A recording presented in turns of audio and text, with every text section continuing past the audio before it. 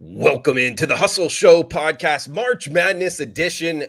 We are one day away from the Tournament of 64. We are talking on Wednesday afternoon. Of course, we got the play-in games, but Thursday and Friday, arguably the two best sports betting days on the calendar upon us. We are brought to you by Viva Tequila Seltzer. Guys, go check them out, vivatequilaseltzer.com. Viva. We flavored our tequila seltzer because flavor, the spice of life, and we like to live our lives like we like our drinks, and that is with a kick. Check it out, vivatequilaseltzer.com. Hustle20 as the promo code takes 20% off your order, and powered by WagerTalk.com.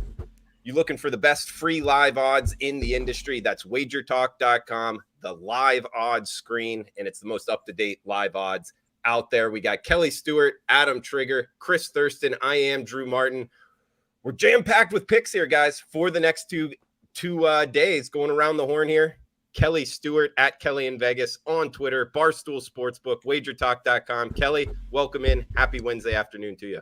Hey, thanks, Drew. This is my sixth show. Pardon my makeup, my hair, my mental fortitude, and my dog's eating in the background. As of right now, I can hear Coco slamming her face, the flat one, into the bowl.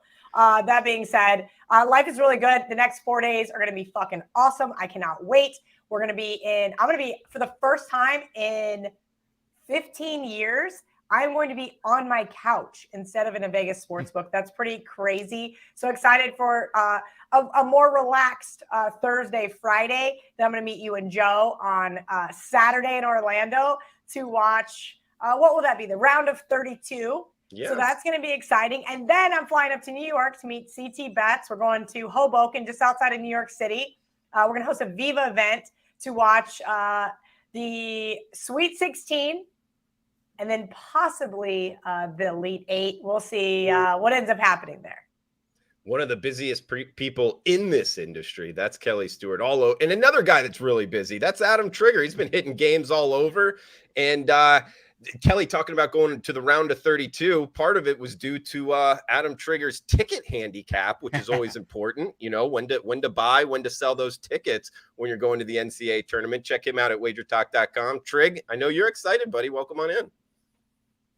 Yeah, I can't wait, Drew. It's the best weekend of the year. It's not even close. I don't care what anyone says. And yeah, I've been doing this for years. I always try to go to the round of 32. I'd rather be in the book or watching. I want to be able to watch all the games on the first 2 days. Round of 32, people bite off more than they can chew. This happens every year. They buy the entire session, right? The Thursday, Saturday, or Friday, Sunday. And then what happens is either people just get tired. They were at like a full day of games, or their team gets knocked out and they sell the tickets for the round of 32. You can always find them. CT and I are going to go to Albany, New York. First of all, we have our little meet and greet. So if you are around, Chris and I are going to be at Turning Stone, Verona, New York, for Thursday, Friday, and Saturday with Mark Zeno, who comes on the show often, Brian Power from Wager Talk, some others from Wager Talk. I think Ralph is actually coming. Ralph Michaels is going to be there. Jeff, I know he was having a hard time. I think they are. Let's put it this way. There's going to be a bunch of us there. Listen, I was going to be there if K-State went to Albany. But after 1 in 8 chance. Yeah, well, after seeing the snow that was there yesterday, I'm really glad I get to go to the games in Orlando instead. Yeah, got 1.5 feet of snow in Albany, but listen, it's the Northeast. It's already cleaned up. It's just normal up here. But anyway, we're going to be hanging out. CT and I are going to be going to the round of 32 in Albany on Sunday. It should be a great weekend. And Kel, I feel I'm sad. This is the first time in a couple of years I'm not going to see you and Drew Martin for this week. But I could not be happier that I'm not going to be in Las Vegas. Couldn't be happy. I'm not going to lie. I know CT is smirking because he's getting ready to say that too. Unfortunately for him, he is stuck with you this weekend. But that's a whole nother. I don't know, guys. I think I'm the only person that's a fan of Las Vegas during March Madness. I love that town pretty much all year round. We don't even see you. I'm at breakfast after doing my first show at 6 a.m. Pacific with CT. Ariel's filming me counting money because it was such a bloodbath day one. And I got to pay out money. I got to borrow money. I got to send a Venmo here and a Zelle there because I'm out of cash day one. That is a fucking problem. Vegas is a problem when you're there And it is just everywhere. It is every screen, every game. You look over at Trig. Trig's on one side, CT on another. We don't even see you till 3:00. So no, I don't want to hear about how much you love Las Vegas when you're relaxing in your jacuzzi hot tub room, which I ended up having to do by day 3 because I wanted to die. If you guys saw the video of us at the pool, because round of 32, I was like, listen, let's go to the pool. We all need some vitamin D, get some fresh air. Everybody sat in the cabana like this with the fade, you guys, miserable. Ariel and I rewatched that video in Napa, and I'm like, God, I'm so glad I'm not in Vegas. Like, it is death. It is hell on earth. I get it, Kelly. It's just, hey, you got to Vegas is usually a marathon, not a sprint. Sort of like this episode of The Hustle, guys. We're already over 5 minutes, and we don't even have last, certainly not least, CT Bets 16 on Twitter. Chris Thurston in the house. He knows Viva Tequila Seltzer. CT Bets, I know you're excited, buddy. Welcome on in. Drew, it's good to be here. A little flustered. I'm leaving tomorrow morning, 5 a.m. The Jeep pulls out of Swampscott, Massachusetts, and heads to Trig, to Turning Stone. So lots to do before I leave tomorrow morning. Couldn't find this important email I was looking for. Couldn't get my AirPods to work, and we didn't have enough time for Kelly to explain it to me before we started. But other than that, this will be the first weekend in 3 years, I think, that I haven't seen you guys. This is, I think, my first weekend of March Madness with Trig. Keep the tradition going.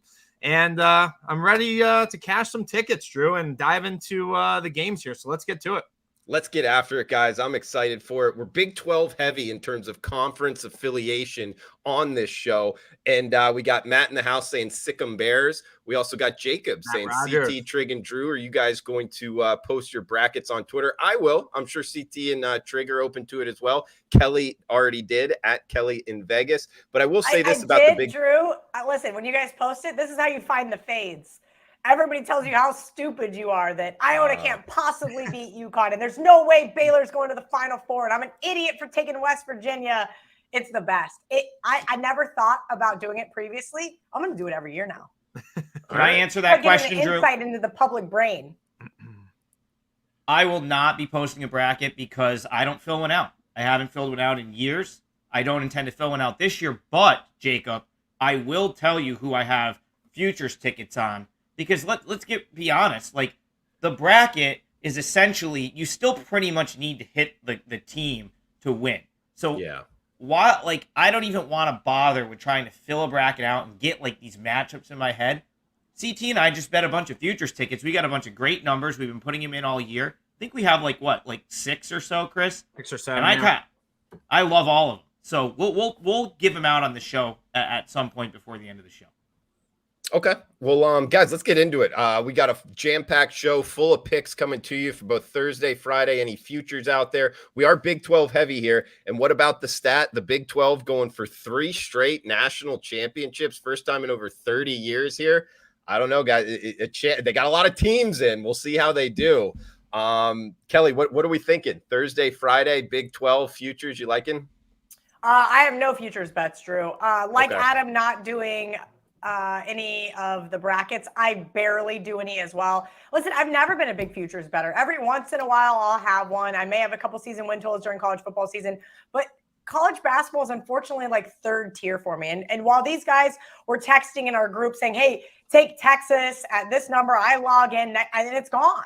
And so if I don't have a 35-1 in pocket with these guys, or I snooze and maybe I don't like their opinion and then now I like it later, it's kind of one of those things where I just didn't end up getting to the window with anything. But as far as like what my predictions are, Final Four is just horrendous. It is Baylor, Duke, Kansas, Houston. Like, can it get any like chalkier? It's just gross. Oh my God. I'm really disappointed in myself at that standpoint.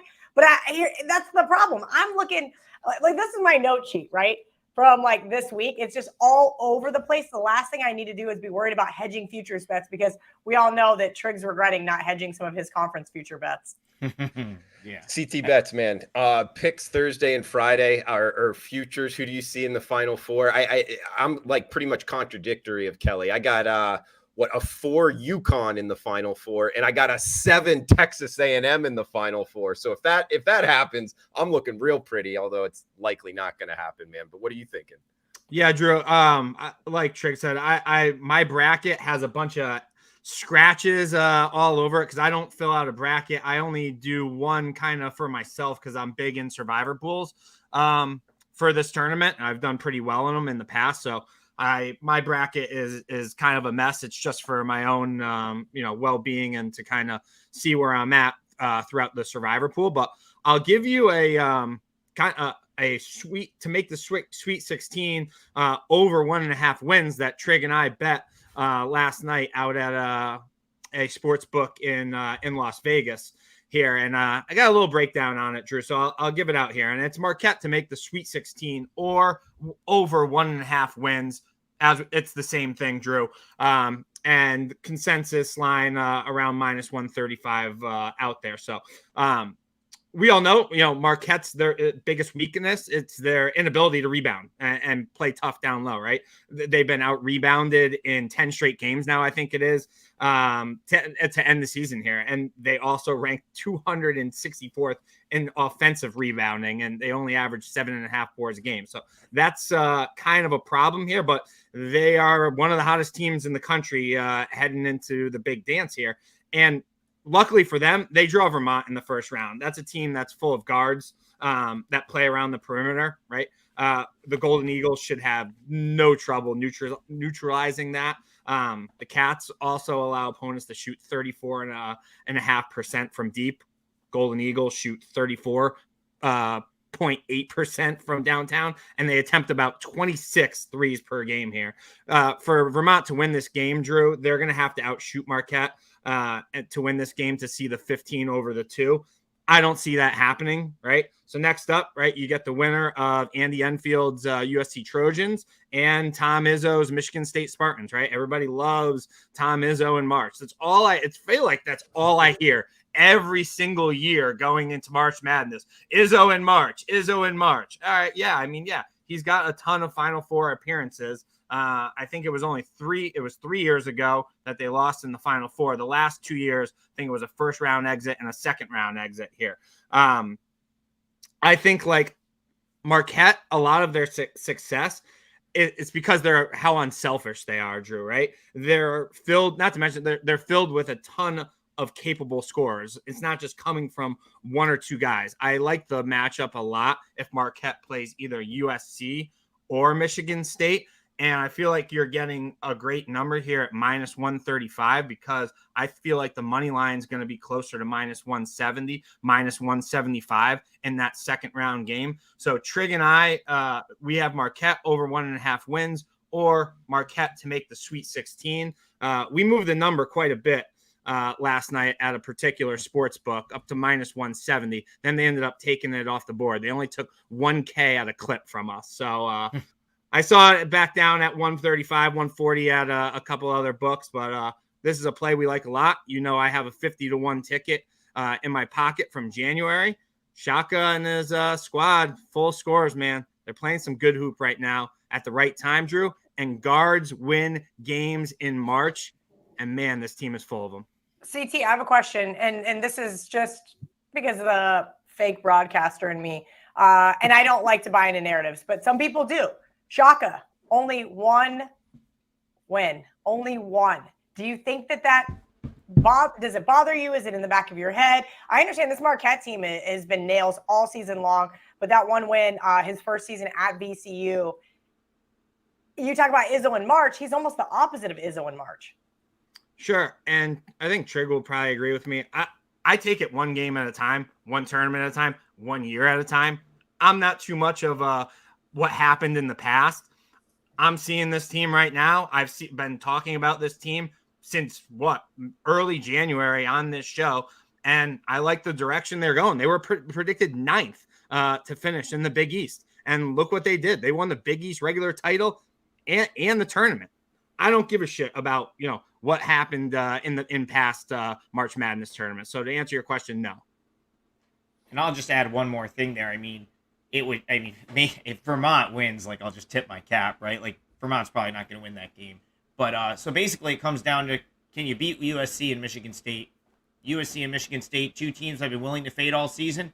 Not sure why I wouldn't want Marquette against them. So that's really like, I same with Chris. I don't buy into a lot of these narratives. Oh, the Mountain West isn't going to win a game this year, right? It's very much year by year, and that's just another one. I mean, Marquette will be favored in both those games. They should get by Vermont. I think it's a good bet, too. So, yeah. And I'll add on CT. Marquette's a tough matchup on short notice, I feel. And I would guess that this was part of your handicap as well. As long as they get by Vermont, I think that it's even more difficult kind of matchup wise because of the style that they play against USC or Michigan State winners. So in that second round, I'm probably going to bet them, depending on the number, but I'll be on them in the second round anyway. Drew, I also don't think either one of those teams have an answer for the Big East Player of the Year, and that's Tyler Kolek. We've seen how outstanding he's been this year, and I don't see either one of those teams. Actually, I think USC actually might be a tougher matchup, Trig, for Marquette, because they got a couple of bigs that could maybe give Kolek a little bit of problem. I think Marquette will absolutely shred through Michigan State, a team who struggled to score all year long. Yeah, I mean, listen, to beat Marquette, you got to have guards that can handle the ball and bigs. And it's like the only team I've seen that I would just not want to go against Marquette with is UConn because of their interior. I was at the UConn Marquette game that was in Hartford earlier this year, and I was like, and of course UConn just demolished them. But then, I mean, Marquette also showed the ability to make the adjustment and played well against them a couple weeks ago. So I was really impressed, even in that game, with how many Marquette was down that Shaka switched to a press, got back into it for a minute. They're a very versatile team. I'm with Chris. I think they're going to be a very tough out in this tournament. I told him the other day I think on this show I said, yeah, Marquette has no chance when he bet that 50-1. Now I've got like 24-1 on Marquette, and I'm just like, man, I wish I listened to you. Because I'd love to have Marquette 50-1 right now. I think that's the best. I mean, that's amazing. If you got down on Marquette 50-1, congrats, because that's a really good bet. Guys, we were going to go guns hot here on Thursday and Friday games, just firing away. So feel free to come in the chat box what you're looking to bet, what games you want to hear, any of them on Thursday and Friday. We're all about it. Let us know in the reply section on the WagerTalk YouTube channel what your final four is, who you're betting on Thursday, Friday, where you agree, where you disagree with us. All is welcome in the reply section. Thanks for watching on replay as well. Please smash that like button. Kelly, I think I heard you or read on Twitter, West Virginia you had circled. Of course, talking about Big 12, I got a stat for you. They're 5-0 teams that get an out-large bid into the tournament with more than 3 games under 500 in conference play. And, of course, they got the at-large bid. And 5-0 in the first round. They're up against Maryland in that 8-9 matchup. That's early on Thursday, too. So that one's getting right off the top. Is West Virginia one that you're betting in any other games you want to hit? Yeah, West Virginia is my best bet, Drew. I actually was just waiting for our producer, Chris, to drop the clip so I could drop it. I feel bad because when we filmed the show, we had almost 24 hours for it to be live, and now we definitely don't. But I'm looking at how these two match up, right? I'm looking from the coaching matchup to the guard play to the defense. But where West Virginia really hasn't gotten the credit that they deserve because of probably playing in the Big 12 and what a gauntlet it is that offense. They can run, and they can run with the best of them. And I think that's what we're going to see here come tomorrow morning, bright and early. I expect West Virginia to come out of the gate. I actually end up taking we have to do a 9 through 12 seed for our survivor for Barstool. And West Virginia was the team that I said was my number one pick. And that is just because if you look at, and I hate to say what happened lately, but this is exactly what it is. You have Maryland limping into the tournament, winning one of their last 4 after going on an absolute tear, right? Besides some of their terrible play on the road, this team was great against the spread. And then you have this Mountaineers offense, which is, like you said, it's not been as great. They kind of got that out-large bid. Did they deserve it? I don't know. But this team put up more than 74 points, which they will do against this Mountaineers offense. They're 8-1 against the spread, 7-2 straight up. I laid the 2 with them here. I didn't like that the money came against me. And I have to appreciate the Terps just a little bit on defense. But I do think that Bob Huggins is going to run away with this one. I have West Virginia by 6. And I hate to say it. I know I took a lot of flack from Terrapins fans on Twitter for it yesterday when I said, hey, I'm already looking ahead to that matchup versus Bama. Sorry in advance, but I think that West Virginia is going to be able to get the best of this team here. And I was really happy that everybody hated that pick. Like it, like the breakdown too. And yeah. I mean, I think there is something to that, guys. I mean, think about it. At-large teams that finish 4 games under 500 in conference play are 5-0 in the first round. It doesn't happen that often, but it makes sense of why those teams would be underrated. And West Virginia kind of checking that box. We got Charles asking, who are your upset specials on Thursday and Friday? CT Betch, Trig, you guys got any circled? Well, I'll jump in quick and I'll kill 2 birds with one stone here, because Cole asks about a couple games and I'm going to take one. And then I'm going to see if anyone else has. I think Kel might have an opinion in the other one. So I'll take Kent State, Indiana, which seems to be like a popular upset pick. Drew, I wanted so badly to make a case for Kent State in this tournament because they are a team that I followed closely this year. I've gotten to see them play in person a couple of times. They are an outstanding team and they play great defense. My only concern with them playing Indiana is their ability to defend without fouling. And the reason I say that is they're a little bit undersized, and Indiana comes in with a lot of size. And that right there might be what beats Kent State. So ultimately, as far as that game's concerned, I mean, Kent State absolutely has a chance. From a betting perspective, I was hoping to get a bigger number. I think that number is a little, at 4 or whatever it is a little bit low. Because if Indiana is just getting easy buckets, like they could have trouble there. And Sincere Carey, as good as he is, Indiana is accustomed to seeing a guy like Sincere Carey throughout Big Ten play. Like he's an outstanding player, but that's my only other concern with Kent State is they don't have option number 2 and 3 and 4 aren't quite as consistent or quite as good. And if you go back through Kent State's season, that's where they get in trouble, when they get into foul trouble or when they really need to rely on someone other than Carey to be the guy. And that's what could happen here. So I love this Kent State team. They play excellent team defense. I'm sure, like, if Kent State comes in with a good game plan, they'll win that game. So if you want an upset special, I would have a hard time talking you off of Kent State. But those are some of the reasons that I'm not going to bet the game. If I was getting like 7, I'd probably consider, taking a shot. But with Kent kind of needing to win almost to cover that 4, it's not as strong of a bet, but they certainly are capable of winning that game. Yeah, I like the Kent State side too. It's just I thought we were going to get a little bit bigger number, Trig. I really did, and you touched on that. Indiana's a tough team, so that's what I don't know. I'm still debating whether to get on Kent State in the MAC. They were solid. CT, did you want to hit any games here? Yeah, sure, Drew. I guess the one that we just kind of talked about, or I talked about, and it would be the who plays Marquette. If Marquette, assuming Marquette beats Vermont in the first round, and it's a game I'm looking at here. Everybody talking about Izzo. I'm kind of looking to back Andy Enfield and the USC Trojans in this one, Drew. Both really kind of similar teams here, and both teams kind of get good guard play, and I give the edge to USC on the guards. I really do. And Andy Enfield, Drew, I think he's like 9-2 ATS against the spread in March Madness here. So everybody talking about how great he literally is Izzo. He's the new Izzo in March. I'm with you, CT. I love USC tomorrow. Yeah, I really do too, Drew. I mean, USC, when they have the ball, they really get to the foul line really well. I know we saw kind of a shit performance out of them in the second round versus Arizona State. But Drew, I've watched this team a lot.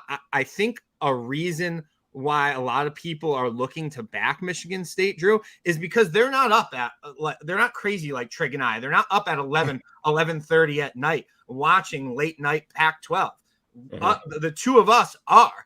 I think this team is really good. They're very talented. Michigan State really didn't impress me at all this year. They really struggled to score, and they just shot 47.7% on 2-point field goals. That's a problem, Drew. It's about 300th nationally. Okay, they can't get buckets inside the paint, Drew. I like USC. Give me the points in this game.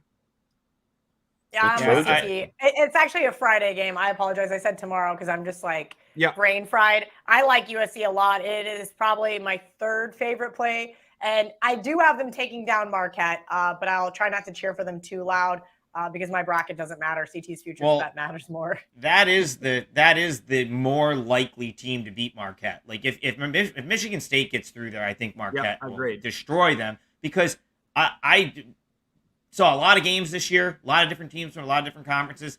Was not impressed by Michigan State. Haven't been impressed by them all year. It'd be a USC or nothing for me there. And I have to say, Andy Enfield was a guy I was wrong about. I didn't think he was a great coach, and I take that back. I think he's had some impressive USC teams that I didn't think were going to be as good as they were over the past couple of years.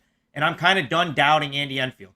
He's once again exceeded expectations this year, and I am with you guys. I think they're the better team there. A big size advantage for the Trojans too there, Drew.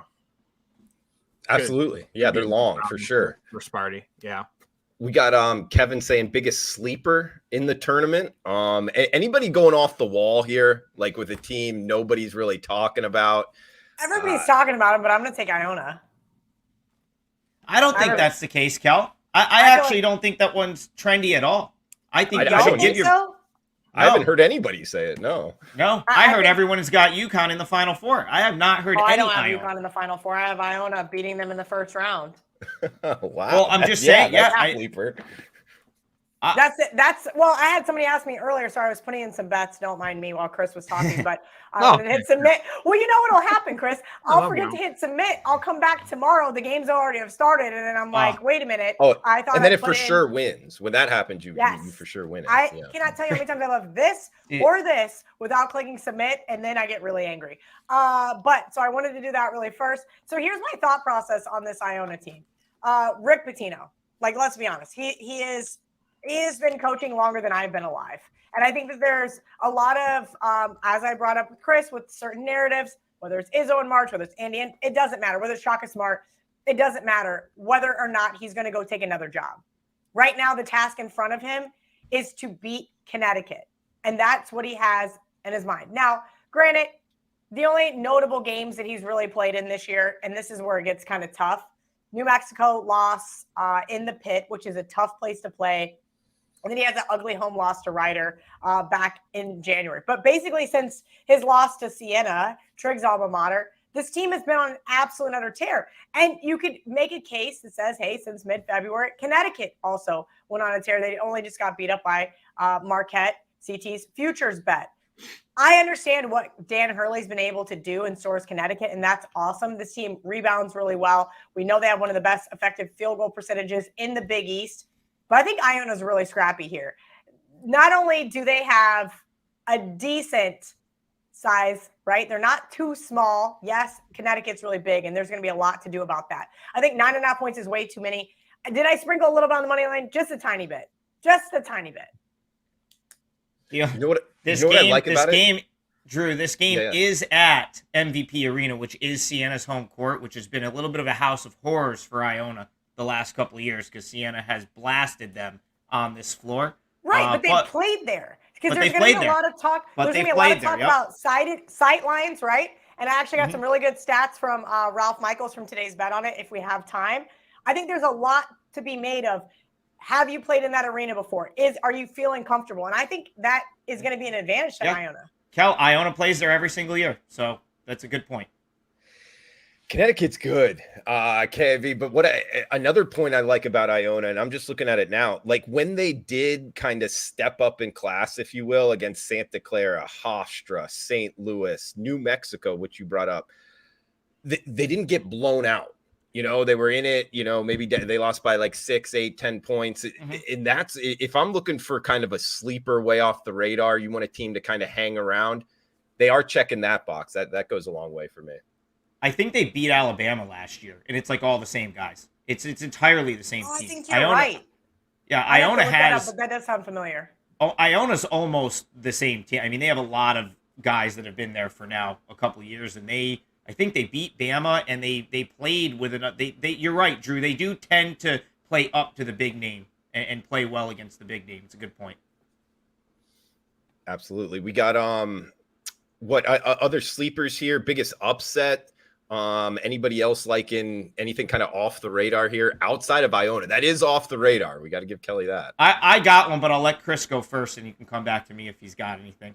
I mean, I was telling Trig today, I really don't know how many Cinderellas we're going to see this year.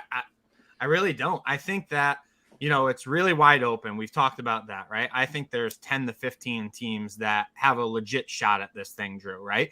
Mm-hmm. But I also think that those 10 to 15 teams are so head over heels better than these mid-majors that I don't know what we're going to see. I really don't have one team.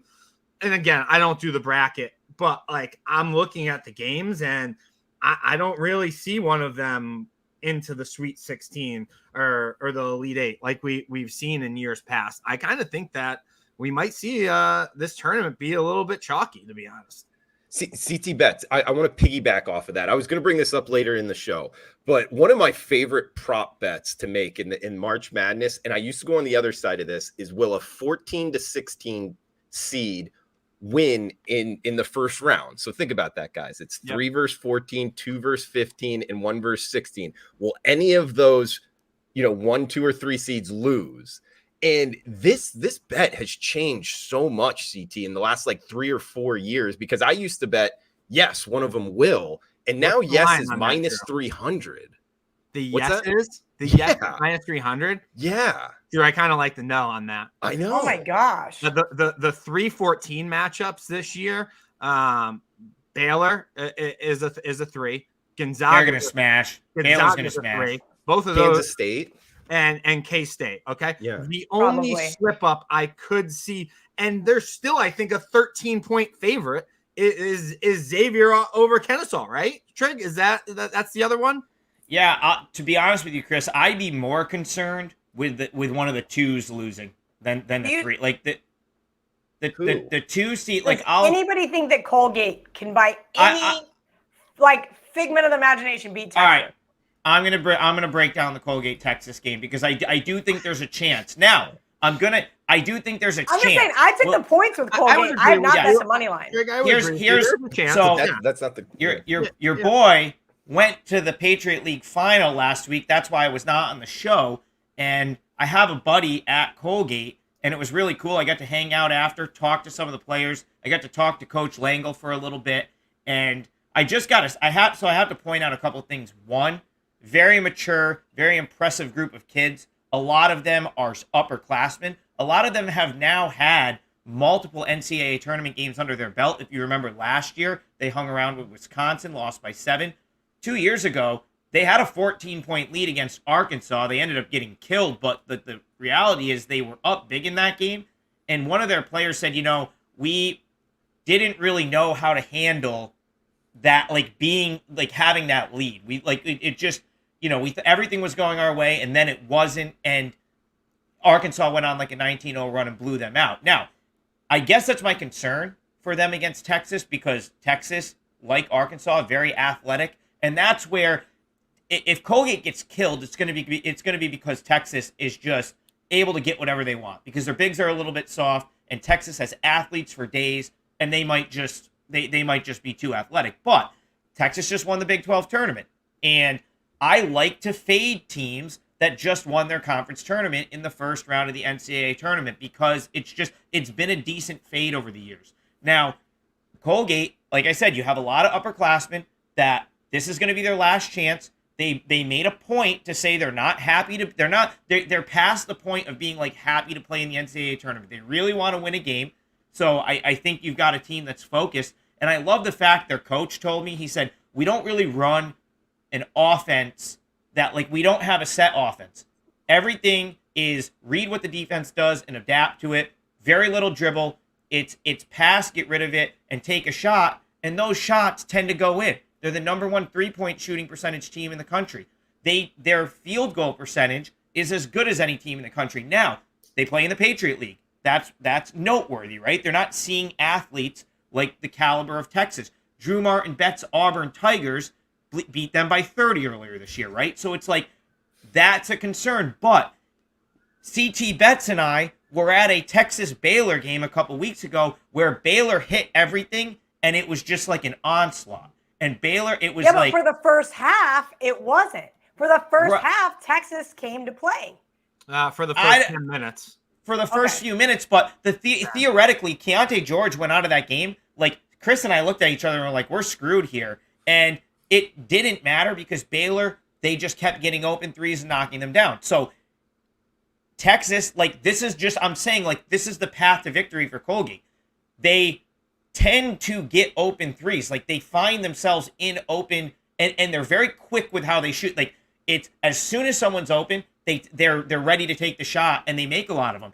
And it, we see this every year where a team gets hot and just shoots the lights out and wins a game like this. Colgate's probably the team that can do it. Now, could they lose by 30? Yeah, like, it's possible, but they at least have the makeup to go out and give someone a hard time.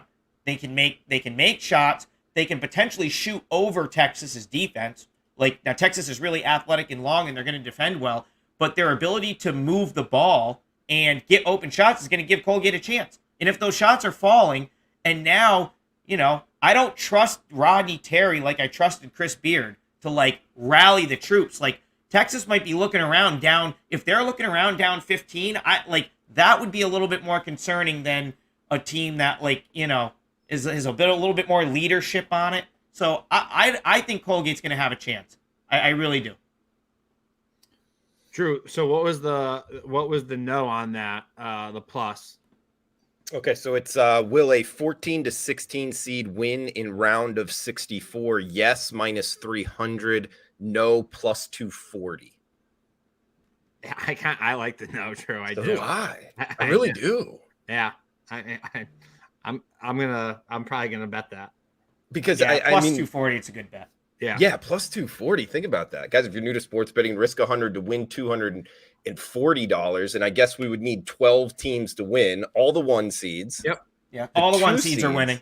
There's no 16 over 1. I'll just throw that out. Yeah, all the one seeds are going. Yeah, I'm not worried. I mean, it's only happened one other time, and that was ever UMBC. Yeah. Yeah, So listen, that's fine, but we do know those 5-12s have been really good. 16-7 against the spread actually drew the 12 seeds since they've 5 been years. We're not, so that they wouldn't be involved. Right. That's what I mean. So that's where we know the biggest matchups really are. Agreed. The 12s have been money.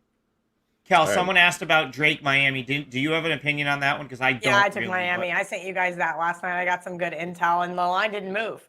I guess I didn't tell enough people with enough money. I hammered it. Listen, if Big Man's back and Nigel Pack is close enough to 100%, I think Duke could get run out of the gym. I think the line is very short, and that's why everybody is getting really trendy about Drake. I'll be honest with you, haven't watched a single Drake game all year long.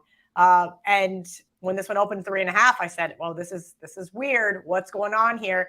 Then I realized, and I'm going to butcher his last name, and I don't have it open. Omir, thank you.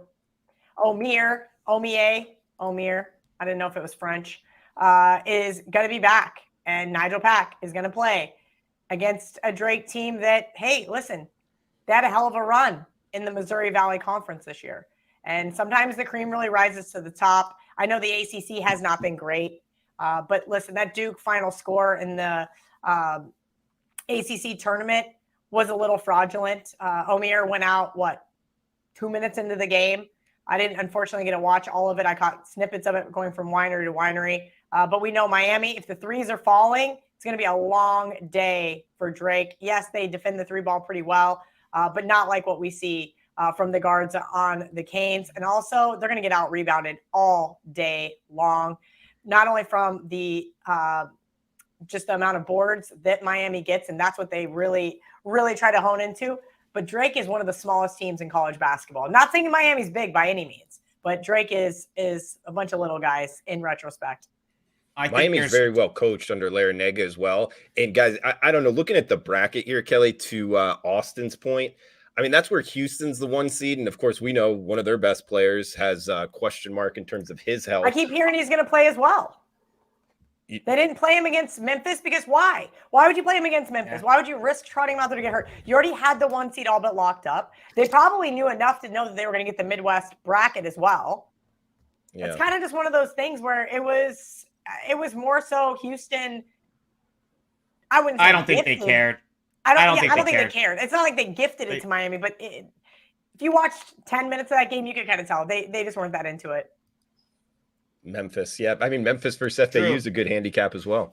Go ahead, Trick. I think the ACC teams are going to be kind of undervalued. It feels like the Pac-12 a couple years ago, where everyone's like, "Oh, this conference is so bad," and then all the Pac-12 teams won. I'm not saying they're all going to win, but we already started it with Pitt. Pitt gets it done last night, knocks off Mississippi State. Kel's right. Miami that number seems a little bit short. Missouri Valley's not the Missouri Valley of like the Wichita State days. Like Loyola Chicago left that conference. It's a little bit watered down from what it used to be. And then there's one that, I kind of lean Virginia. Everyone likes Furman, but Virginia's a tough matchup. So the ACC teams, I wouldn't just go full-blown fade the ACC because they didn't have a good season, because the ones that are around are probably a little bit short based on that. Does seem like Furman's a little bit of a trendy pick, and we got Kate in the house saying Charleston. They're right there in that little group, if we will. Charleston, San Diego State. Talk about contrasting styles. And that one's gotten bet up quite a bit already, Drew. I missed the good number. Open 4, was it? Now it's almost 6, pretty much on the WagerTalk odds screen. Yeah, I don't know. It's 5. Is it 5? I'm seeing 5. Yeah. Okay. But you're right. It did open 4. I lean San Diego State there. The only thing that I thought about a little bit, San Diego State traveling down to Orlando, Charleston, right? They're right there, right? They're driving distance. That team's been on fire, but San Diego State length, and they could really fill it up. I kind of like San Diego State there.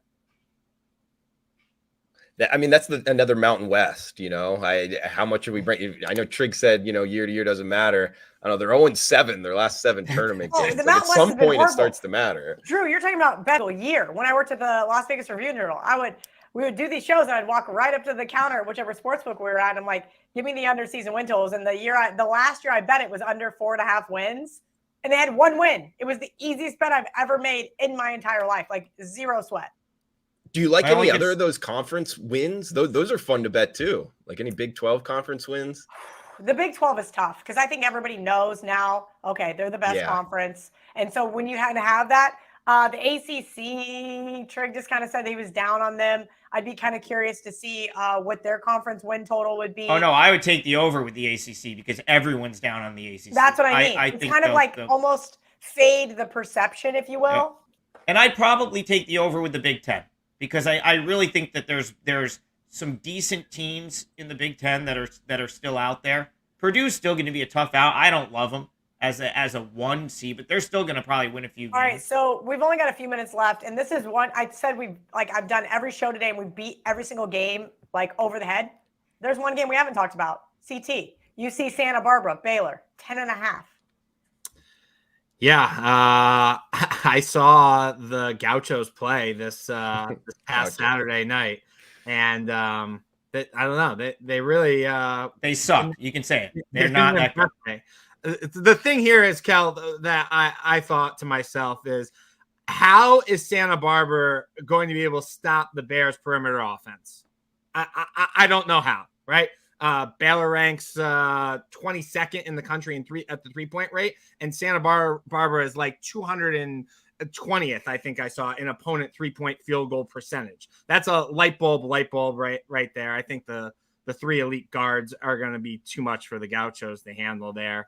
And I actually like the Bears coming off the extra rest. We know they went out in the first round of the Big 12 championship. They've had over a week's worth of rest there to get their heads right. I think Baylor's going to smash them. They suck. they like suck. And the Big West is not good this year, in my opinion. They have teams with good records that are just not that good. And the Gauchos, their schedule is absolute crap. Baylor playing in the Big 12 absolutely beat each other up every single night, and it's by far the toughest conference to play. Okay, so I want to touch on that. So it is the toughest conference. Like 10? Yeah. Okay. Well, and you've got tons of injuries. You've got tired legs. That is kind of my question. If the Big 12 was such a gauntlet, which we're all pretty much saying it was, how does that fare for teams in March? I mean, the Big Ten always used to have trouble with this when they had like all these good teams. They would come out and struggle in the tournament. But I mean, I still like a lot of these Big 12 teams like to win games. There's just a lot of good teams there, and it's not a top heavy league. There's only 10 teams. They're very good top to bottom. Even the teams that aren't in the tournament from the Big 12, like Oklahoma State was still a pretty good basketball team. So I think there's going to be a couple Big 12 teams at the end when it's all said and done. I'm in that camp too, Kelly. I think that gets overblown a little bit sometimes. Like, oh, it was such a gauntlet. You're going to be tired at the end. I don't know, man. These are 19 to 23-year-old kids. You do hear a lot of narratives, right? And I just had somebody tweet me, and they're like, oh, you like Nevada tonight? Oh, everybody on ESPN. It's because everybody on ESPN liked Arizona State. And I'm like, hey, if you think I watch ESPN, joke's on you. Also, too, that's because that's what their job is. They're the general public. They're not enthralled within the game. They're not friends with people that do this for a living and get great information, or are on the other side of the counter, if you will. I mean, there's a lot of always interesting, I guess, storylines, you could call it. And I think I want to fade most of those. Yeah. I mean, I think you do. I think you do okay doing that. Like, if you were just to like fade some of the narratives like that, I think you'd probably do all right. First 1 seed to lose. Anybody got probably Bama? Probably Bama to West Virginia. It feels right. I don't know if one was going to lose in that. I love it. See, I say Kansas. Yeah, just the West, the region of death. Ooh. Like, look who they could be up against. Arkansas, and then UConn, and then UCLA. I don't know. It's just a tough road Drew, for Kansas. Kansas is one of like the trendiest picks to win the whole thing, and it is so hard to win one of these back-to-back that I kind of agree with you. I'd be willing to be anti-Kansas in this tournament. I still think Baylor. I still all season thought Baylor and Texas were the superior teams in the Big 12, and Kansas just kind of like. Kansas just kind of like they're early in the year. Kansas State beat them. So what does that mean? Baylor if K-State beat Baylor both times, and Baylor's one of the more superior teams. Oh, K-State beat Baylor. Listen, if Kansas State can get through Montana State's not going to be a slouch. Like, they got murdered by Texas Tech last year. They will probably give themselves a better showing with a lot of those guys back. But Kansas State could be dangerous if they get through that first game. Hey, Drew, I got a best bet, and it's a team that a lot of people have been asking about how far you think that we think they're going to go, and we haven't touched on it. And my best bet for the show and for Thursday and Friday is Gonzaga -15. The CT Zaga tour continues, okay? They're outscoring opponents by 14.5 points per game. They put up 87.5 per game, which is number one in the land, the number one offense in the land. And I think a big problem for the Lopes is going to be that they only shoot about 50% from inside the arc. So their only path to victory, Drew, is going to be shooting the lights out from deep, which I don't see happening. The Zags are pretty much a bigger scale of the Lopes. So pretty much the Lopes on steroids is the way to put it, really. I won't be surprised to see them hanging around for a little while, but the experience of Mark Few, Drew Timme, Julian Strother, who makes more 3 balls than any other member of the Bulldogs, they're just going to be too much for the Lopes to handle in the second half.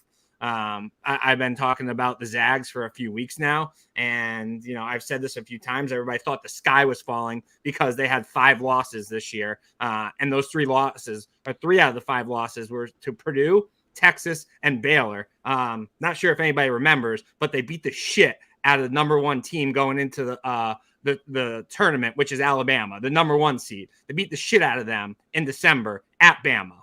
I like the Zags going very far, and they're a Final Four team for me coming out of the West.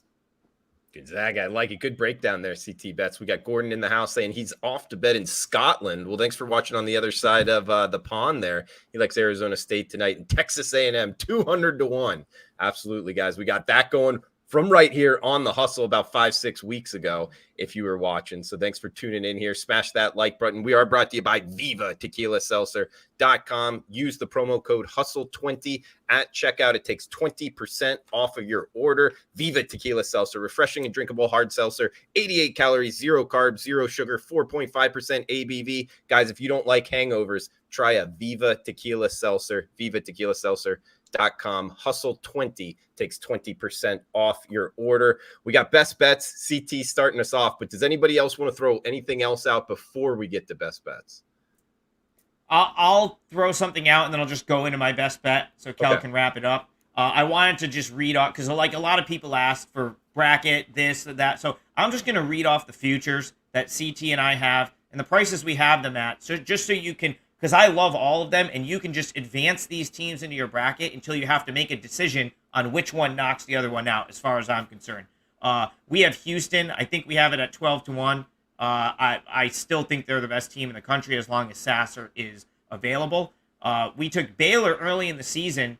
Probably not the best number we could have got there, but I agree with Chris in terms of like they just embarrassing end to the regular season for them. I kind of think Baylor is a little bit rejuvenated coming into this season, so I still or into the tournament, so I still like them.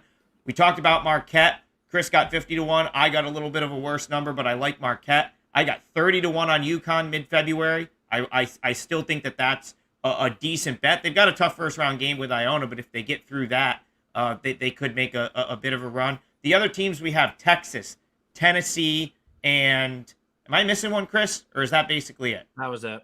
Texas and Tennessee. Texas and Tennessee. So those are just, I said I would give them out as opposed to bracket. And like I said, advance those as far as you want. I still think that all of those teams are probably the teams that go deep in this tournament. As Florida Atlantic +3 or +2.5. I'm sorry. I gave out to my clients earlier this week as a 4% play. I tweeted out my breakdown on this game. So go over to my Twitter at TopPlaySI. To get the full breakdown on that. I'm not going to rehash. I've done it on like every show today, so I won't waste any more time. But that is a client play for me, Florida Atlantic, just to touch on another game. And I'll make my best bet for the show, Baylor. I'll lay any number. I think they absolutely murder Santa Barbara. I'm sure CT and I will have a little team ticket on that this weekend when we're hanging out. I may even wear my Baylor zip-up on Friday because it's green and it's St. Patrick's Day. So Baylor Bears to romp over Santa Barbara will be my best bet for the show. Good breakdown there, Trig. We got, I guess for teams I'm looking to advance, guys, in the bracket, Utah State over Missouri. It's not really an upset, but a 10 over a 7. Another team, if you're kind of looking to advance teams that I like, I mean, touched on Texas A&M at the 7 seed. They got a tough draw against Penn State. I feel like both teams kind of a little bit better than their seeding, if you will, but that Texas A&M possible matchup in the second round. I like Texas A&M to advance a while. In Arkansas as well in the 8-9. If you're looking for a real big upset, kind of looking at the second round action, it would be Arkansas over Kansas, the 1 seed in the West region. I think Arkansas is a really good team there as well. But for my best bet, we talked about it. We almost had like a little bit of a group kind of handicap there.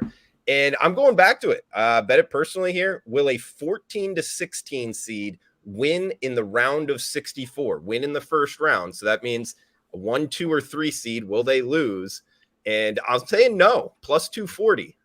Risk 100 to win 240. So a big kind of swing for the fences here, guys. Big plus price, plus 240. A 1, 2, I like or it, Drew. 3. I really do. I love that. Normally, I would tell you that you're crazy and that's a terrible bet. I really like it. At that price, that is an absolutely great bet. At that price. Bet numbers, not teams, right? That's the name of the game. Yeah, I know. It's. I'm looking at it going, ooh, you got a couple of scaries, but if you can get through the tough ones, I would have to say, I think you got some good value there, Drew. Well, thanks, Kelly. Yeah, I mean, I was saying what bet numbers, not teams. I know it's one of your slogans here. Follow her on Twitter at Kelly in Vegas, Barstool Sportsbook, WagerTalk.com. Kelly, any final thoughts and best bet before we shut this down? My best bet is West Virginia. I actually just asked Chris, where the hell is my video? If he's watching this, Chris, please cut. Bet on it, best bet, so I can post it on Instagram. So what I've got for the next 2 days, Vermont plus 10.5. I have Iona plus 9.5, West Virginia -2, Miami -2, USC +2, Colgate plus 13.5, Utah State -1.5. And then I have a great number, which I feel bad. I have 7.5 with Oral Roberts. I bet that earlier in the week. So I kind of feel guilty giving it out right now. And then I have FAU +2, Trig's best bet. I was a little late to the party, but not completely late because I think this one's headed to 1. So, Kelly, I got to ask. I would take anything up to pick with FAU. I would take anything up to pick with Florida Atlantic. I think. Okay. What was that, Drew? Record-keeping purposes. Yes. Best bet, West Virginia. Oh, West Virginia. All right. Sorry, we talked about it right at the beginning of the show. So that's why I just wanted to take my last minute and just give you guys everything I played. Love it. I'll put it out on Twitter. I got to do a TikTok. I got like 10 more things to do before the end of the show. Love it, Kelly. No, great breakdown as always. Anything else, guys, before we shut this down? I'm on Nevada tonight as well. I know. Yep. I guess you and Trig talked about it on shows today, but I told Trig last night that I like them, and I'm going to take the team with the much more offensive identity. I'll back the more proven team to score. Arizona State's out of control, very undisciplined. So I like the Wolfpack, and I'll offer to get it done tonight and win outright, Drew. I'll answer bet 16. Drew, I'll answer Jake Roll's questions real quick. Arizona, another one of those teams that just won their conference tournament. I think I'd be willing to oppose them on the first weekend. All bets are off. Once you get to the Sweet 16, it's totally different. But they really, they beat UCLA. They exerted a lot of energy to get that done over the weekend. And that was a hell of a game. I was on the other side of it. So Arizona's going to be a fade for me first weekend. Game for the game, City for the game. Plus 2.5. I have 2.5 right now at the Barstool Sportsbook. There's 2.5 out there still. Yeah, there's plenty of 2.5s out there, guys. And I agree with CT. Nevada's been really good to me almost all season long. I've done really well in the Mountain West, so hopefully can kind of turn it around here because I have been ice cold. Me as well, but it's getting hot now. March Madness is upon us. Usually when I go on vacation, like vacation KIV sees the board really clearly, and I sit down in the morning and I do my games and I bet them and I'm off for the day and I don't let anything distract me. Unlike sitting in my office, that was not the case in Napa. It was just ice, ice, ice, ice, ice. At Kelly in Vegas on Twitter, Kelly Stewart, Barstool Sportsbook, WagerTalk.com. Check out Trig at WagerTalk.com, at Top Flight SI on Twitter, and at CTBet16. That's where you can find Chris Thurston. Check out VivaTequilaSeltzer.com. Use the promo code HUSTLE20 at checkout, and check out WagerTalk.com. A lot of free plays up and available, guys. I am Drew Martin. Smash that like button. Feel free to reply below. We'll answer any questions on next week's show. Let us know what you're betting as well, and enjoy the next 2 days of March Madness action. For Kelly, Adam, Chris, I'm Drew. Thanks for tuning in. Cash those tickets.